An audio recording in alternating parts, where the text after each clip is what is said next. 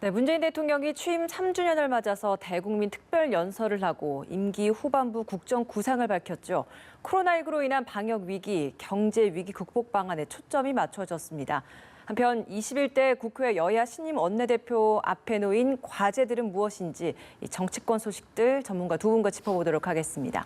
김형주 전 통합민주당 의원, 박민석 전 국회의원 자리하셨습니다. 어서 오세요. 네, 문재인 대통령이 오늘 취임 3주년을 맞아서 특별 연설을 했습니다. 두 분 다 내용은 쭉 들으셨을 것 같은데 네. 일단 크게 주목할 내용들은 뒤에 좀 내용별로는 좀 자세히 짚어보도록 하고요. 이전과 다른 점이라고 한다면 연설 장소가 춘추관에서 발표가 했다는 점, 그리고 코로나19 사태로 인해서 기자들도 좀 띄엄띄엄 앉아 있었다는 점, 그리고 기자 질문을 한 3가지 정도를 받았다는 점, 이런 부분인 것 같습니다. 전반적으로 쭉 보시기에 총평 좀 해주시면 좋겠습니다. 우선 3주년을 맞이해서 담대한 비전을 물론 일부에 따라서는 그동안 하던 일들을 정리했다고 할 수 있습니다만 그럼에도 불구하고 지금 이태원 그런 어떤 확진자 문제로서 여러 가지 말하자면 코로나19 사태를 사회적 거리두기를 생활 방역으로 대체하는 이 시점에서 상당히 또 비상이 걸려 있는 상태에 있기 때문에 여러 가지 어떤 형식적인 측면에서 상당히 조심스러운 행보를 하지 않으셨나 그렇게 생각이 들고 그럼에도 불구하고 내용에 있어서는 꼼꼼하고 나름대로 하나하나 살펴보겠습니다만 큰 틀에서 어쨌든 K 방역이라고 하는 전 세계적인 전범을 바탕으로 삼아서 우리가 자랑스럽게 생각할 수 있는 새로운 대한민국, 말하자면 세계를 선도하는 대한민국과 인간 안보, 그러한 것을 통해서 사실 사회적 안전망을 재구축하자 이런 골조로 말씀을 하신 걸로 그렇게 정리해 볼 수 있을 것 같습니다. 예, 총평해 주시죠.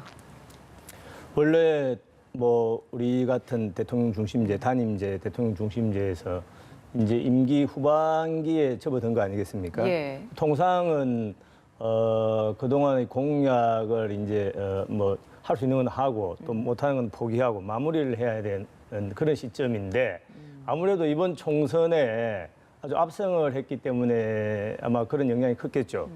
문재인 대통령의 그런 취임사 당시의 그런 자신감, 다시 한번 취임하는 거 아니냐 이런 그런 강한 자신감을 보아서 국민의 한 사람으로서는 또 박수를 치면서도 또 한편으로는 그동안의 취임 당시의 그런 자신감이 구체적으로 실현이 되었느냐라고 하면 상당히 비판적인 분들이 많이 있지 않습니까? 예. 그래서 이것이 또 하나의 그런 말의 진수성찬으로 끝나는 것 아니냐라는 우려감도 가지고 있습니다. 예, 알겠습니다. 이제 본격적으로 내용을 좀 짚어볼게요. 아무래도 현재 당면한 코로나19 사태 때문인지 위기 극복에 가장 큰 방점이 찍혀 있었던 게 아닌가라는 생각이 듭니다. 위기라는 단어를 15번 사용했다고 하고요. 경제 19번, 그리고 선도를 8차례 정도 언급을 했다고 해요. 이런 단어 언급 횟수를 봐도 문 대통령이 이번 연설에서 담은 어떤 내용의 핵심을 좀 알 수 있을 것 같은데 어떤 의중이었다고 보십니까? 우선 크게 보면은 이제 질병이라고 하는 어떤 자연사적인 인간의 위기라는 것이 하나 있고요. 또 오늘도 보니까 미국이 지금 14% 실업률, 2만 개 이상의 어떤 일자리가 한꺼번에 날아갔기 때문에 전 세계적으로 보면 대공황을 말하자면 그보다 더 심하다 할 정도의 전 세계적인 경제 위기에 와 있다. 예. 우리도 거기에서 예외일 수 없다라고 하는 부분이 두 가지의 우리 앞에 놓여 있는 말하자면 어떤 장애와 위기가 있다 그렇게 보여줄 수 있고 이제 그런 면에서 우리가 그나마도 그러한 위기 속에서 우리가 앞서 있다라고 하는 부분들이 분명히 있는 것 같아요. 그래서 그런 의미에서 그러한 위기에 대한 대응으로서 두 가지 질병관리본부 체계를 좀 더 층으로 격상시키고 복수 차관제를 하고 또 혹은 전문 병원을 만들고 왜냐하면 이 위기가 이번에 5, 6월 달로 끝나는 것이 아니라 가을에도 오고 또 전 세계적으로 팬데믹이 계속 웨이브가 계속 주기화될 가능성이 많다라고 봤을 때 단순히 코로나19뿐만 아니라 굉장히 변종의 변종으로 나아갈 수 있는 어떤 부분에 대해서 어떻게 중장기적인 플랜을 세우고 실행할 거냐 하는 부분. 또 하나는 그 수많은 일자리가 없어지는 데 대해서 우리가 고용보험이나 취업준비라고 하는 사회적 실업에 대한 부조 시스템을 통해서 인간 안보를 강화해야 된다라고 하는 그런 의미에서 어떤 인간 안보 개념을 자연적 감염으로부터의 안보 그리고 여러 가지 어떤 사회적 실업 고통으로부터의 안보라고 하는 차원으로서 이렇게 하나의 프레임을 만들어 놓으신 거 아닌가 그렇게 보여집니다. 예. 앞서서 이제 강한 자신감이 보였다. 그래서 취임사를 다시 한 것 아니냐라는 생각이 들 정도였다는 말씀을 해주셨는데 특히나 이 코로나19 위기 극복과 관련해서는 선도 국가로서의 역할을 하겠다라면서 굉장히 좀 강한 자신감을 보이는 표현들이 몇 가지 있었던 것 같습니다. 이 부분은 의원님께서는 좀 어떻게 들으셨어요? 이제 기본적으로 저희 야당에서 예. 그동안에 이제 뭐 어쨌든 결과적으로는 총선에서 대패를 했지 않습니까? 근데 그 중에 하나의 원인이 문재인 대통령이 뭐 여러 가지가 있겠지만은 특히 이 코로나 사태에 대해서 어쨌든 대한민국이 세계적인 여러 뭐 선진국들에 비해서는 잘했다라는 예. 그런 평가를 받았고 그런 것이 이제 총선에도 영향을 미쳤다고 보는데 저는 이제 기본적으로 뭐 K 방역 국가라는 것도 좋습니다만은 결과적으로 남는 것은 경제 문제입니다. 아직 그 코로나 여파로 인한 그런 대공황 대통령도 지금 언급을 했지 않습니까? 예. 100년 전의 대공황과 비슷하다. 또 뭐 문제는 경제입니다. 이렇게 경제 오늘 전시 상황이라는 표현도 사용하시죠. 언급을 했지 예. 않습니까? 자, 그렇다라고 하면은 그런 경제 대공황 또 경제 쓰나미 이런 위기에 대한 그런 인식은 뭐 상당히 정확하게 지적을 짚은 것 같은데 그러면 거기에 대한 위기 대응책으로서의 구체적인 방안 이런 부분에 대해서 국민들이 오늘 지금 연설을 보고 체감을 할 것이냐. 예. 말씀은 한국판 뉴딜이다라고 하는데 야 근데 뉴딜이다라고 하면은 많은 국민들은 결국 100년 전에 대공황 사태를 해결했던 루즈벨트 대통령의 그런 여러 가지 정책 또 뭐 그 진짜 뉴딜 정책이란 말이 거기서 나오는 거 아닙니까? 예. 그런 이제 딱 들어오는데 우리 문재인 대통령이 말씀하는 한국판 뉴딜이라는 것이 과연 뭐냐? 오히려 현장에서는 현재 지금도 사실은 많은 자영업자들이 거의 문을 뭐 폐업하는 집들이 한 집 건너 한 집이거든요. 그러니까 일반 국민 한 사람 한 사람이 체감하는 경제의 그런 고통에 대해서 예. 우리 문재인 대통령이 얼마나 좀 구체적인 액션 플랜을 가지고 있느냐라는 점에 대해서 조금 아쉽게 생각을 하는 거죠. 그러면 그 이야기를 좀 더 질문을 드려볼게요. 그 문재인 대통령이 한국형 뉴딜이라고 이야기를 하면서 내놓았던 것이 뭐 디지털 바이오 부분에 대해서 뭐 비대면 접촉, 비대면 그 분야도 좀 활성화시키는 언급도 있었고요. 그리고 4차 산업혁명 부분에 있어서의 관련 업종에 대한 좀 분발도 많이 강조를 했던 것 같은데 이렇게 오늘 제시했던 내용에 있어서는 구체성이 좀 떨어진다라고 보신다는 거죠? 아니 아까 말씀드린 것처럼 예. 대통령께서 3년 전에 취임하실 때 이미 4차 산업혁명은 아마 뭐 모르긴 몰라도 우리 문재인 정부의 국정 가장 핵심 과제 중에 하나였을 겁니다. 수십 번 말씀을 했죠. 그러면 그동안 3년 동안 그런 4차 산업혁명 또 뭐 디지털이다 바이오다 오늘 언급하신 예. 그런 각 분야에 대해서 얼마나 일자리 쉽게 말해 제일 중요한 일자리 창출 아니겠습니까? 그럼 일자리 창출이 되었느냐라고 하면은 많은 국민들 더 나아가서 지금 문재인 정부 내지는 여당에 있는 사람들조차도 아주 특별한 그런 국민들이 박수 칠 만한 성과는 아직 부족하다라고 알겠습니다. 하지 않겠습니까? 그래서 말의 진수성찬으로 끝날 것이 아니라 구체적으로 일자리 문제에 대해서 뭔가 좀 성과를 보여줘야 되는 거죠. 알겠습니다. 의원님도 한 말씀 좀 해주시죠. 네. 이제 실제로 당장 이제 일자리에 대해서 과연 그런 4차 산업혁명이 비즈니스 모델을 만들고 일자리를 줬느냐 하는 것은 여전히 이제 퀘스천 마크일 수 있지만 거기에 대한 인프라 구축을 하겠다는 것이 이번에 말하자면 대통령의 의지와 의중인 것 같습니다. 가령 지금 우리나라 자영업자 비중이 너무 높아요.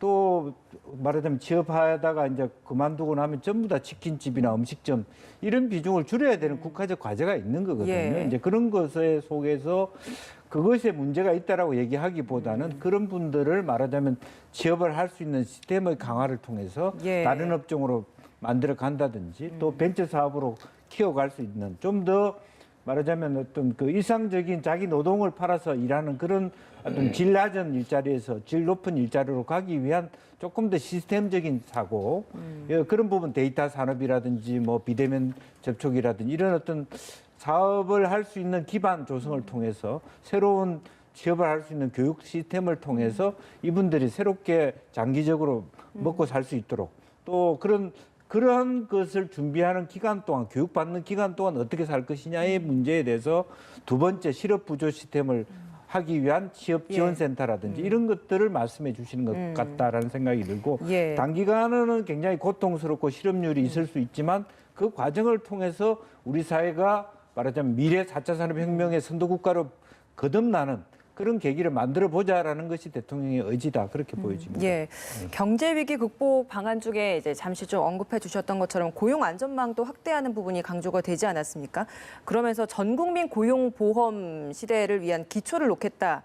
사실 여권을 중심으로 이게 공론화된 적은 있지만 대통령이 직접 이렇게 언급을 해서 공식화한 건 또 이번이 처음이기 때문에 네. 이게 갖는 의미도 있을 것 같고 앞으로 또 이게 실제로 이제 차차 단계를 밟아 나가려면 거쳐야 될 관문들이 굉장히 좀 많을 것 같거든요. 어떻게 좀 그렇습니다. 보고 계십니까? 우선은 이제 대통령께서 오늘 당부하셨지만 국회가 굉장히 중요하다. 말하자면 그 환경노동위라든지 그런 데서 플랫폼 노동자라든지 특수고용 노동직이라든지 여러 가지 그동안의 고용보험의 사각지대부터 해소하는 단계적인 요청을 했었지 대통령이 예. 한꺼번에 전반적으로 다 하자 이렇게는 불가능한 얘기고 예산 구조상에도 불가능하고 법적인 측면에서 불가능합니다. 그래서 하나하나 사각지대를 줄여나가는 즉 예술인들 지원이라든지 그런 지금 계속 방송에도 나오지 않습니까? 지난 몇 개월 동안 정말 프리랜서라든지 예술인들은 그야말로 밤에 투잡을 쓰리잡을 해면서 살아가야 된다라고 하는 측면에서 이분들에게 어떻게 안정적으로 자기 삶을 위한 창작 활동을 하면서도 먹고 살 수 있는 문제를 할 것이냐 하는 데 대한 말하자면 특수고용 노동직 또 프리랜서 예술인 전반적으로 플랫폼 사업자에 대한 법 개정 작업 그것을 통해서 내년에 예산에 배정을 하고 또 하나는 지역 예산 부분에서도 어떻게 그것을 교육시킬 것이냐 하는 부분도 예산 당국과 말하자면 법 정부 이렇게 삼박자 또 야권과 협의하면서 이 문제를 풀어야 될 과제에 놓여 있다 이렇게 볼 수 있겠습니다. 네, 이 고용보험 전 국민 확대 부분에 있어서 어떤 입장이신가요? 아니 입장을 말씀드리기 전에 예. 지금 이제 전국민 고용보험이다. 이제 그 말은 참 와닿죠. 지금 우리 김 의원님이 말씀하신 것처럼 어떤 그 고용의 사각지대, 사회 안전망 구축 여기에 반대할 사람은 아무도 없죠. 예. 아까 말씀하신 것처럼 문재인 대통령이 4차 산업혁명의 새로운 한국판 뉴딜, 뭐 바이오다, 디지털이다 이런 데 일자리를 창출하겠다라는 건 다 박수를 칩니다만은 예. 구체적으로 그건 뭐냐. 우리가 기억을 3년 전으로 돌리면은 제가 자꾸 취임사를 말씀드리는데 당시에 대통령께서 첫날에 청와대에 일자리 상황판을 만들었어요. 그럼 그 지난 3년 동안 일자리 상황판이 어떻게 지금 기재가 됐습니까? 사실은 어디 내놓을 정도도 부끄러울 정도로 일자리 상황이 안 좋죠. 물론 일자리 상황이 안 좋아진 것은 문재인 정부의 실정도 있고 또 세계 경제 구조적인 문제도 있는 거죠. 그러니까 제가 말씀드리는 것은 이렇게 전국민 고용보험이다. 이제 듣기 좋은 말로만 그칠 것이 아니라 뭔가 거기에 좀 구체적인 결실을 맺을 수 있는 그런 방안을 같이 국민들한테 이야기를 해야 된다. 그런데 제가 하나만 지적하면 예. 전국민 고용보험이다라고 하면은 뭐 아시다시피 되기만 되면 다 좋죠. 그렇지만 여기에는 사실은 가장 중요한 재원의 문제가 있는 겁니다. 이 엄청난 재원을 그럼 어떻게 확보할 것이냐. 다 세금으로 해야 되는 것이거든요. 예. 그리고 그중에 여러 가지 쟁점이 있지만 특히 약 500만 명의 자영업자들 이 부분에 대해서는 사실상 현실적으로 난관이 많이 있습니다. 그러니까 전국민 고용보험을 당장 할 수 없는 겁니다. 그래서 자영업자들의 참여를 끌어내는 데 있어서의 어려움을 말씀을 해주시는 거죠. 참여도 어려울 뿐만 아니라 예. 디테일한 문제에서 그 소득을 어떻게 계상을 할 것이냐 또 그 반발. 예. 왜냐하면 보통은 반씩 그 고용보험료를 내지 않습니까? 예. 근데 자영업자는 다 혼자 내야 되는데 지금도 이미 가입 대상입니다. 자기들이 원하면은 할 수 있지만 실제 가입률은 1%가 안 됩니다. 그러니까 이런 난관들에 대해서 솔직하게 고백을 하고 말씀을 해야 되는데 제가 알기로도 지금 청와대와 민주당에서는 약간 혼선이 있는 걸로 알고 있어요. 현실적으로는 어렵지 않느냐 이렇게 결론을 내렸다고 언론에도 며칠 전에 났지 않습니까? 그래서 이런 부분에 대해서는 좀 신중하게 접근을 해서 자칫 국민들한테 뭐 너무 장밋빛 기대만 했다가 나중에 큰 실망을 안겨드리지 않았으면 좋겠다는. 네, 여권 내에서 나왔던 그런 표현 부분은 아마도 이제 한꺼번에 하는 것은 어렵기 때문에 조금씩 단계적으로 밟아나가야 되는 필요성에 대해서 좀 언급을 했던 부분인 것 같고, 오늘 이 문재인 대통령 연설에 있어서 여야 평가가 나왔었죠. 일단 여당에서는 뭐 다양한 정책 구상 제시에 대해서 높이 평가를 하고 입법적인 뒷받침을 하겠다라고 했는데, 야당 특히 통합당에서는 지금 박 의원님 말씀해 주시는 것처럼 그 재정 건전성에 대한 문제, 재원 마련에 대한 한계를 언급을 했고, 그리고 국회에서 좀 심의 논의돼야 할 이런 내용들을 직접 가이드라인을 대통령이 제시하는 모습이 바람직하지 않다라는 평을 내놓은 것 같아요. 이런 야당의 평가는 어떻게 보세요? 사실은 뭐 그 우리나라의 구조상 예산의 문제, 법의 문제는 국회가 지고 있습니다. 그러나 기본적인 밑거름은 정부가 만들어가는 것이죠. 그렇다면 뭐 정부가 국회가 다 해야 될 것 같으면 정부의 역할이 뭐가 있겠습니까? 기본적인 그런 의미에서 이게 실질적으로 보면 이제 그 전시 상황이라는 말씀을 드리는 이유는 전시 상황에서 이것저것 재고 아끼고 할 수 있는 상황이 아니다. 그러면 이참에 여러 가지 어떤 그 구제라든지 그런 것들을 과감하게 드라이브를 걸어야 될 때 그 드라이브를 걸을 때 여러 가지 국가 혁신을 하자. 이런 부분이거든요. 위기를 기회로 만들자는 말씀이고, 그렇다면 다음 전쟁을 위해서 지금 탄화를 아끼자 이런 얘기가 통하지 않는다는 거죠. 물론 국가 재정이 파탄내고 너무 말하자면 미국이나 일본처럼 굉장히 말하자면 국가 부채율이 높다 그러면 그건 문제가 됩니다. 그러나 여전히 장하준 교수나 전 세계적으로 보면 한국은 굉장히 그나마도 탄탄한 재정적 배경을 갖고 있고요.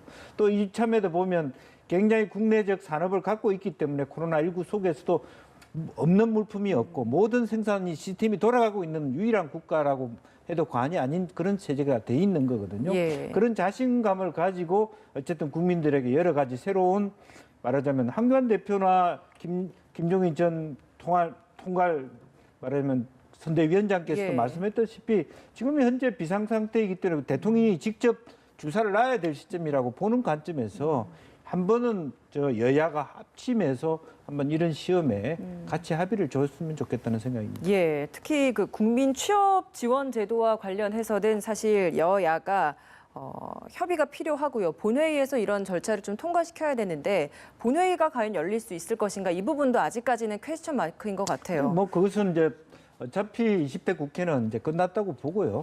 그래요? 21대 국회에서 여러 가지 어떤 원구성을 하면서 이 문제를 이끌어 가야 된다고 봅니다. 김태년 원내대표 같은 경우에는 오늘 5월 중에라도 처리할 수 있도록 하겠다라는 입장을 또 밝혔는데 5월 안에 그러면 임시국회 열리기 좀 어렵다고 보시나요?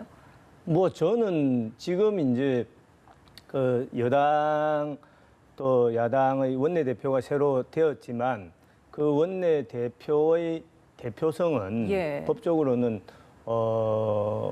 정확하게 보면은 이제 21대 국회를 대표하는 것 아니겠습니까? 그렇죠. 예, 그러니까 예컨대 지금 우리 주호영 대표가 이제 그 원내대표지만 지금 현재 국회의원들은 또 20대 국회의원들이기 때문에 이것이 좀 안 맞죠.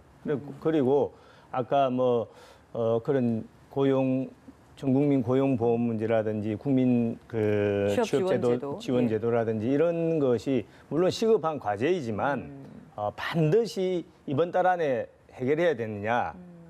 그만큼 아주 뭐 단박에 해결할 만할 정도로 간단한 문제가 아니지 않습니까? 그래서 그런 것은 좀 신중하게 시간을 두고 접근했으면 좋겠다.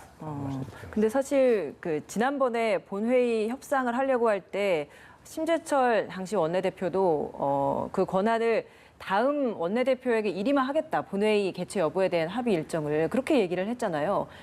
아니 그러니까 이제 그것이 지금 말씀하는 것처럼 지금 5월 벌써 10일이 아니겠습니까? 그럼 뭐 사실 국회는 뭐 파장 분위기인데